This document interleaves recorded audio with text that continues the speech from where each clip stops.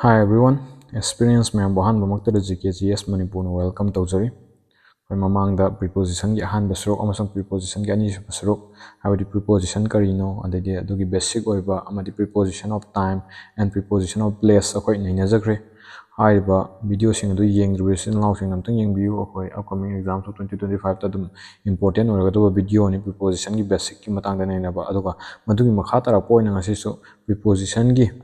ahumsuba saruk ama oina preposition ki class amna basic oiba mong da naina gi tanja ama longminasi masira kanda yam tentak na ngasi ki class thamna bug damota dom class hojula se ka preposition of direction akoi mamang da preposition of time do hre aduga preposition of place do hre ai description da link so hapsarange do amtang mayam yeng biu ko aduga akoi sammana na masi su preposition of direction amuk naina minasi direction sida akoi at ka at sida gi naina ba horse akoi mamang da khangre kari at che akoi preposition of time drop matam da mark se akoi exact oiba specific oiba time ama mahakna represent taweba ko aduga sammana na preposition of place to so mark sina kari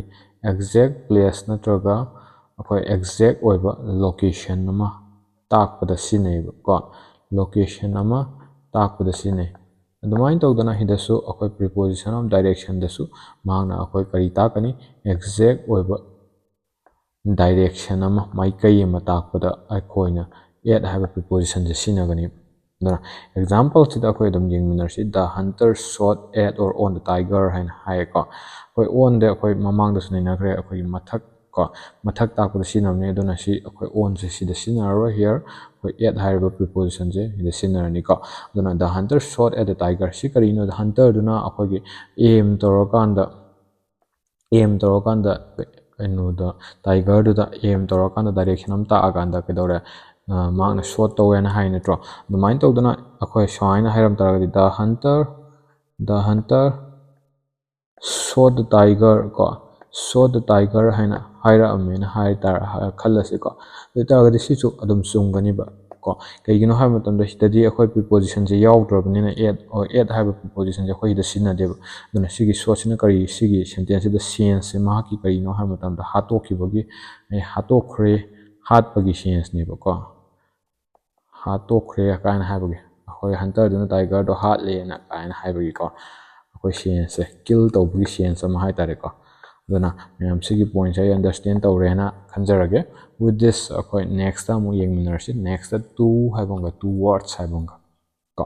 sigi point ani si so akoi khangjin minarsi ji two sina kaino hai matamda akoi mafam amdagi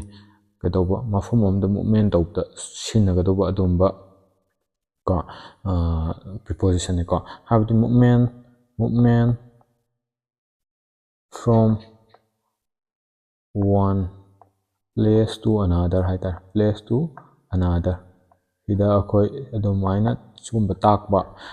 adumba preposition ni aduna akoi example torokpada so hen understand torokani aduga two words haibsina karino hana karmain tor karma matamda sinagano hana matamda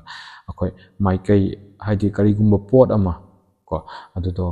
maki movement dugi direction tak haitare like akoi gi bus ama engolomda thojil e habdi two words me the bus moved towards me in haroidro the bus was moving towards me natra the mine haigani the mine tawdana towards sinagani aduna towards the karino ha matamda it denotes to karino ha matamda the direction of the movement ka direction of the movement denotes to. So with this akoi ni da understand tong minare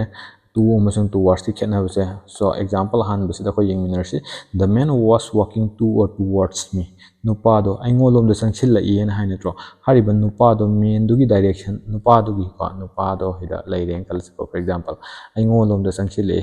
me natra me rom da la haina tro adu ta hida kari preposition chi nani direction ama ta ni na we will use towards sinagani duga amuk yeng se could you tell me the way towards the station haina hai station du da ko station du gi lambi takpi ba yagadra takpa yagadra haina akoi question hangbani ko aduna akoi sida kari preposition sinagani to haiba preposition sinagani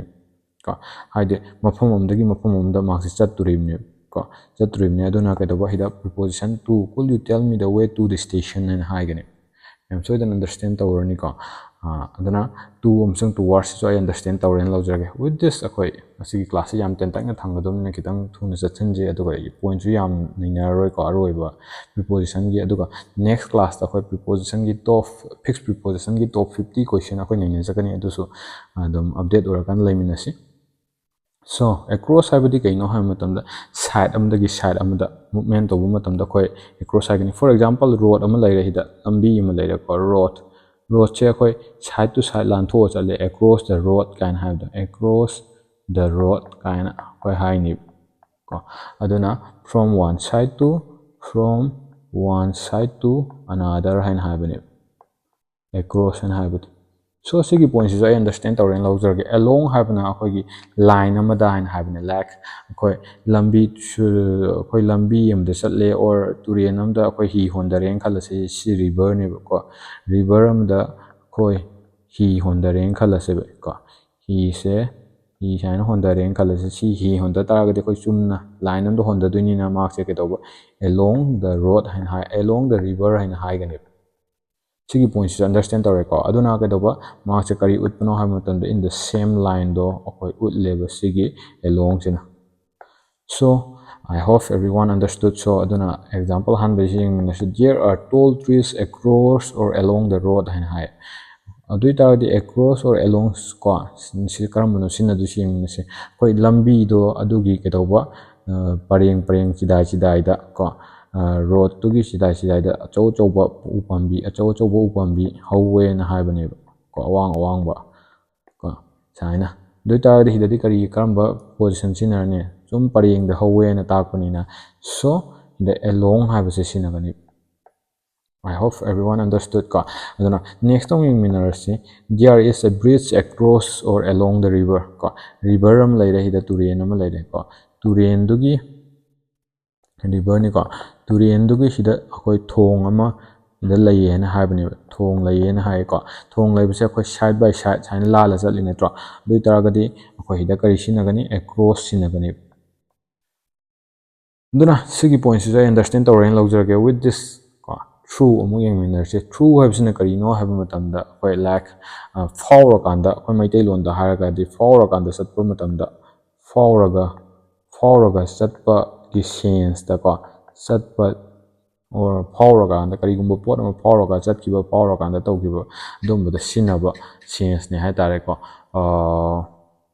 like koi train ama thor lae ko or bus ama thor lae bus tu na koi ke doba tunnel ama ida tunnel ama lai reng khalase ko tunnel do for sakhi taraga de koi ida de thor laktini ko bus to aduga tunnel do saina for sakre na khalase ko for lan thoki matam ida through the tunnel ka hina koi sinab do through the tunnel ko or I'm so understand tawrani ko aduna ida akoi hai taraga de movement mark se movement within and out the other side habadune other movement within or out the other side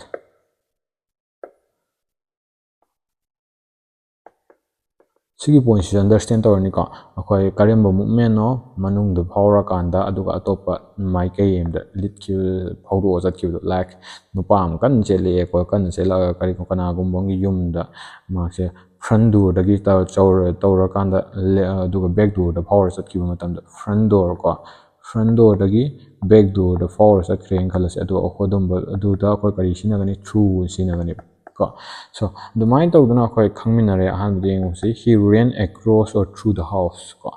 koi kari sinarni du tadi hojik to saja kre koi through is sinarni I'm so understand tawren lawjage with this next time we minarsi second the train pass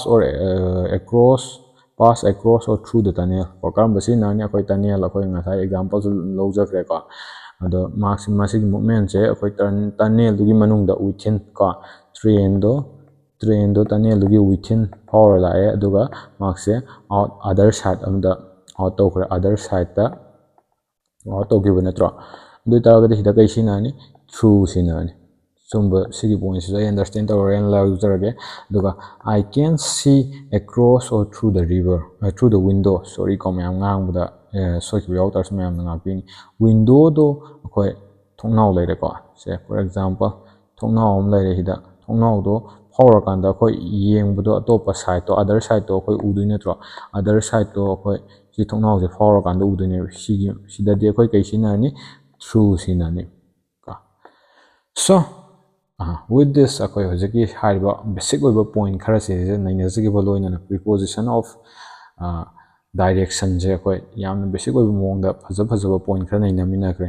ꯀꯣ ꯑꯗꯨꯅ ꯃꯌꯥꯝ ꯑꯇꯣꯞꯄ important updates daily ꯀ꯭ꯋꯤꯖꯦꯁꯁꯤꯒꯤꯗꯃꯛꯇ ꯑꯩꯒꯤ Telegram ꯆꯦꯅꯦꯜꯁꯦ ꯁꯤꯗ join ꯇꯧꯁꯤꯟꯕꯤꯔꯣ ꯑꯩ ꯗꯤꯁꯀ꯭ꯔꯤꯞꯁꯟꯗꯁꯨ link ꯁꯣꯏꯗꯅ ꯍꯥꯞꯆꯔꯝꯒꯦ scan ꯇꯧꯔꯒ join ꯇꯧꯁꯤꯟꯕꯤꯔꯛꯑꯁꯨ ꯌꯥꯔꯅꯤ ꯑꯗꯨꯒ ꯑꯩꯒꯤ ꯂꯦꯛꯆꯔꯁꯤꯗꯒꯤ ꯃꯌꯥꯝꯅ ꯈꯤꯇꯪ ꯀꯥꯟꯅꯕ ꯑꯣꯏꯇꯥꯔꯒ ꯐꯪꯉꯦꯅ ꯈꯟꯕꯤꯕ ꯇꯥꯔꯒꯗꯤ ꯂꯥꯏꯛ ꯁꯤꯌꯔ ꯑꯃꯁꯨꯡ ꯁꯕꯁꯀ꯭ꯔꯥꯏꯕ ꯇꯧꯕ ꯀꯥꯎꯕꯤꯒꯅꯨ ꯍꯥꯏꯅ ꯅꯤꯡꯁꯤꯡꯖꯔꯤ ꯑꯗꯨꯒ ꯃꯃꯥꯡꯗꯁꯨ ꯑꯩꯈꯣꯏ ꯇꯣꯄꯤꯛ ꯋꯥꯏꯁ ꯑꯣꯏꯅ ꯚꯤꯗꯤꯑꯣ ꯀꯌꯥ ꯑꯃ ꯊꯥꯒꯠꯆꯈ꯭ꯔꯦ ꯍꯥꯏꯔꯤꯕ ꯚꯤꯗꯤꯑꯣꯁꯤꯡ ꯑꯗꯨ ꯑꯩ ꯗꯤꯁꯀ꯭ꯔꯤꯞꯁꯟꯗ ꯂꯤꯡꯛ ꯁꯣꯏꯗꯅ ꯍꯥꯞꯆꯔꯝꯒꯦ ꯑꯗꯨꯒ ꯃꯃꯥꯡꯒꯤ ꯄ꯭ꯔꯤꯄꯣꯖꯤꯁꯟꯒꯤ ꯑꯍꯥꯟꯕ ꯀ꯭ꯂꯥꯁ ꯀꯣ ꯄ꯭ꯔꯤꯄꯣꯖꯤꯁꯟꯒꯤ ꯑꯍꯥꯟꯕ ꯀ꯭ꯂꯥꯁ ꯑꯩꯈꯣꯏ ꯄ꯭ꯔꯤꯄꯣꯖꯤꯁꯟ ꯀꯔꯤꯅꯣ ꯑꯗꯩꯗꯤ ꯑꯇꯣꯞꯄ ꯄ꯭ꯔꯤꯄꯣꯖꯤꯁꯟ ꯑꯣꯐ ꯇꯥꯏꯝ ꯌꯥꯝꯅ ꯕꯦꯁꯤꯛ ꯑꯣꯏꯕ ꯃꯑꯣꯡꯗ ꯅꯩꯅꯖꯈ꯭ꯔꯦ ꯑꯗꯨꯒ ꯑꯅꯤꯁꯨꯕ ꯀ꯭ꯂꯥꯁꯇꯅ ꯑꯩꯈꯣꯏꯒꯤ ꯄ꯭ꯔꯤꯄꯣꯖꯤꯁꯟ ꯑꯣꯐ ꯄ꯭ꯂꯦꯁ ꯌꯥꯝꯅ ꯕꯦꯁꯤꯛ ꯑꯣꯏꯕ ꯃꯑꯣꯡꯗ ꯅꯩꯅꯖꯈ꯭ꯔꯦ ꯍꯥꯏꯔꯤꯕꯁꯤꯡ ꯑꯗꯨ ꯌꯦꯡꯗ꯭ꯔꯤꯕ ꯏꯆꯤꯜ ꯏꯅꯥꯎꯁꯤꯡꯁꯨ ꯑꯩ ꯗꯤꯁꯀ꯭ꯔꯤꯞꯁꯟꯗ ꯂꯤꯡꯛ ꯁꯣꯏꯗꯅ ꯍꯥꯞꯆꯔꯝꯒꯦ ꯑꯝꯇꯪ ꯒꯣ ꯊ꯭ꯔꯨ ꯇꯧꯕꯤꯌꯨ ꯑꯞꯀꯃꯤꯡ ꯑꯦꯛꯖꯥꯝꯁ ꯑꯣꯐ 2025 SSCꯒꯤ ꯑꯣꯏꯅ ꯑꯇꯣꯞꯄ ꯕꯦꯡꯀꯤꯡꯒꯤ ꯑꯣꯏꯅ ꯑꯇꯣꯞꯄ ꯗꯤꯐꯦꯟꯁꯀꯤ ꯔꯦꯜꯋꯦꯁꯀꯤ ꯑꯦꯛꯖꯥꯝꯁꯤꯡꯗ ꯑꯗꯨꯝ ꯏꯝꯄꯣꯔꯇꯦꯟ ꯑꯣꯏꯒꯅꯤ ꯍꯥꯏꯅ ꯊꯝꯖꯒꯦ ꯃꯁꯤ ꯍꯥꯏꯔꯀꯥꯟꯗ ꯃꯌꯥꯝꯕꯨ ꯑꯃꯨꯛ ꯍꯟꯅ ꯊꯥꯒꯠꯄ ꯐꯣꯡꯗꯣꯛꯆꯔꯤ ꯊꯦꯡꯛ ꯌꯨ ꯃꯦꯝ